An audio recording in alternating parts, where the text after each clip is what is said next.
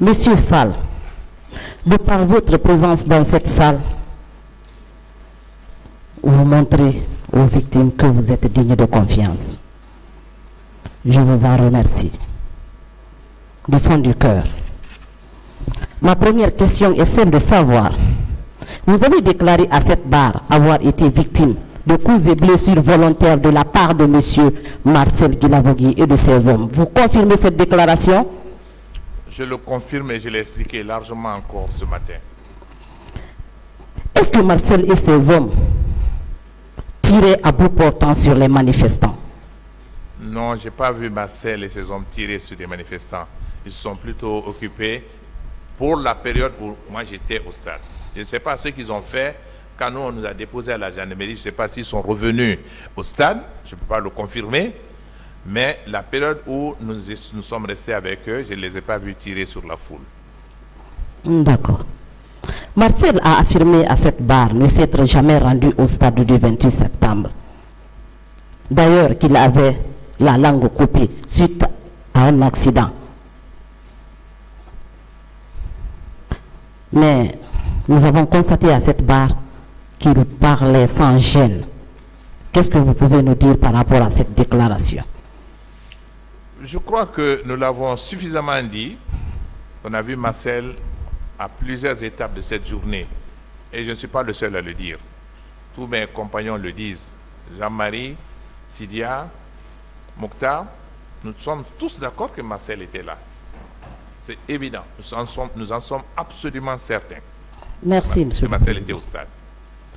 Je poursuis. Le colonel Moussa Tchegoro Kamara a déclaré 3 versions contradictoires à cette barre concernant la présence effective de Marcel au stade. La première, le fait qu'il a déclaré n'avoir jamais vu Marcel au stade. La seconde, j'ai vu une personne qui ressemblait à Marcel. La troisième version, Marcel était au stade. Selon vous, est-ce que le colonel Moussa Tchegoro Kamara ne cherche pas à protéger Marcel et ses hommes dans cette affaire? Je sais que lorsque Marcel était venu à la clinique Ambroise Paré, le colonel Tchegoro était bel et bien présent. Et lui-même a essayé de faire raisonner Marcel.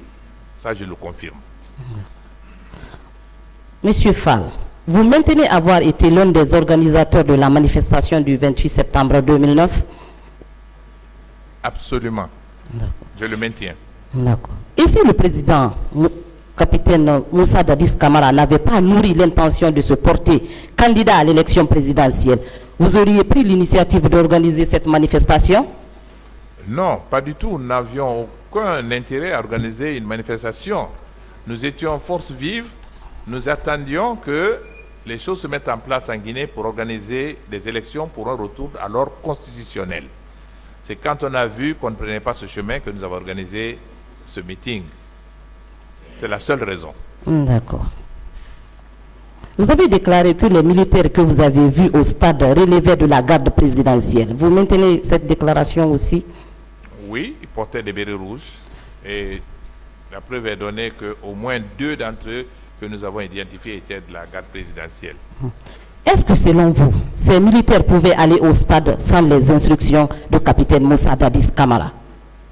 C'est la question qui est renvoyée au niveau du tribunal. Il appartiendra au tribunal de déterminer la responsabilité sur cette question. Mais des gens de la garde présidentielle qui viennent au stade, cette question, elle est pendante. Je pense que le tribunal tranchera cette question. Cette question parce que lors du passage de colonel Pivi à cette barre, il a déclaré sans zambage que les éléments de la garde présidentielle ne pouvaient se rendre au stade sans l'autorisation du président de la République, Moussa Dadis Camara. Vous savez, lorsque j'ai rappelé l'histoire du statut de Rome, nous avons longuement discuté de la responsabilité des chefs de guerre et des chefs d'État dans le commandement. La garde présidentielle, elle est rattachée à la personne du président, du chef de l'État. Et si la garde présidentielle se déplace pour aller commettre des actes, il y a lieu de soulever cette question de la responsabilité de commandement. Voilà mon analyse de cette question. D'accord. Le commandant Toumba a déclaré également à cette barre que le capitaine Moussa Dadis Camara a dit ceci. Toumba, le pouvoir est dans la rue. il faut les mater, ils vont le regretter. Est-ce que cette expression ne résume-t-elle pas ce qui était arrivé ce jour-là au stade? Hier, dans mes interventions, j'ai peut-être utilisé ce mot, que nous avons été matés à l'intérieur du stade, et nous l'avons été. Voilà. De la tribune au véhicule de Toumba, aviez-vous vu des cas de viol? Oui, on a vu des militaires vers le palais des sports qui déshabillaient des femmes, et on a vu une femme nue qu'ils tiraient et d'autres qui étaient en train de déshabiller. Nous avons vu ça. Ceux qui violaient étaient habillés comment? Pardon? Ceux qui violaient étaient habillés comment? C'était des militaires. Ils portaient des bérets rouges? Ah oui, certains portaient des bérets rouges. Est-ce que vous avez été informé que certaines femmes avaient été enlevées au stade pour être envoyées dans les camps et quartiers où elles ont été réduites à l'esclavage sexuel? Au niveau de mon parti, nous n'avons pas enregistré de femmes qui sont allées dans ces camps, mais nous avons au niveau de mon parti plusieurs femmes qui ont été violées, auxquelles j'ai rendu visite, auxquelles j'ai porté assistance. Elle était tombée en grossesse suite à ces cas de viol? Ça, on peut l'imaginer.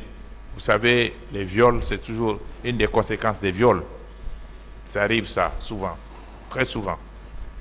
Est-ce que vous avez été également informé que certaines femmes avaient été infectées par le virus, par le VIH? Justement, ce sont les craintes des viols. Et généralement, on a vu dans plusieurs cas de viol dans beaucoup de pays, surtout ce genre de viol commis par des belligérants. Il y a toujours ce genre de choses qui arrivent, les infections de VIH-Sida et d'autres infections, les cas de grossesse. Ce sont des conséquences et c'est des circonstances aggravantes. D'accord. Monsieur le Président, le Sénégal, est-ce que ce n'était pas tenu au camp Alpha Yaya Diallo la nuit du 27 septembre 2009 que les instructions avaient été données pour mater les manifestants? Nous avons appris, moi personnellement j'ai appris, comme je l'ai dit au cours de ce procès, je l'ai appris dans les jours qui ont suivi le massacre du 28 septembre, qu'une réunion effectivement s'était tenue la nuit du 27 au 28 septembre au camp Alpha Yaya et qu'il y a eu des préparations, des instructions qui avaient été données pour venir au stade et faire ce qui est arrivé. Est-ce que le président Moussa Dadis Camara n'a pas eu l'impression de perdre le pouvoir ce jour-là? Une mission qui s'offrait à lui était de venir massacrer. Pourtant, à mon avis, son pouvoir n'était pas menacé. Nous voulions juste, on ne voulait pas marcher sur la présidence, on ne voulait pas marcher dans la rue, on voulait juste nous réunir au stade pour faire connaître à l'opinion nationale et l'opinion internationale que nous étions opposés à toute candidature des membres du CNDD ou du gouvernement conformément à leurs engagements qu'ils ont pris librement en face de la classe politique guinéenne, du peuple de Guinée et de toutes les organisations internationales. C'est au moins ça, c'est évident. Je vais vous poser ma dernière question. À cette barre, avoir été sauvé par le commandant Aboubakar Sidiki Diakité Toumba. Je l'ai dit plusieurs fois, j'ai répondu à cette question plusieurs fois. A aussi affirmé avoir été sauvé par le colonel Moussa Tchegoro Kamara à cette barre. Est-ce que ce n'était pas les tireurs à l'entrée du stade qui étaient devenus les sauveurs des leaders politiques que vous étiez? Bon, je ne sais pas, mais en tout cas, j'ai répondu pour notre part. Je ne connais pas les mobiles profonds, mais factuellement, c'est ce que nous avons rapporté, ce qui s'est passé.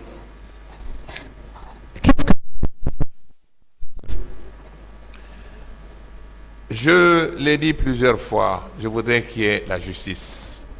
On ne peut pas avoir des crimes de masse comme ça dans un pays et que cela tombe dans l'oubli, qu'il y ait une omerta sur ce genre de crimes. Notre pays en a connu beaucoup dans le passé. Et comme je l'ai dit, c'est ce qui plombe les efforts de réconciliation nationale.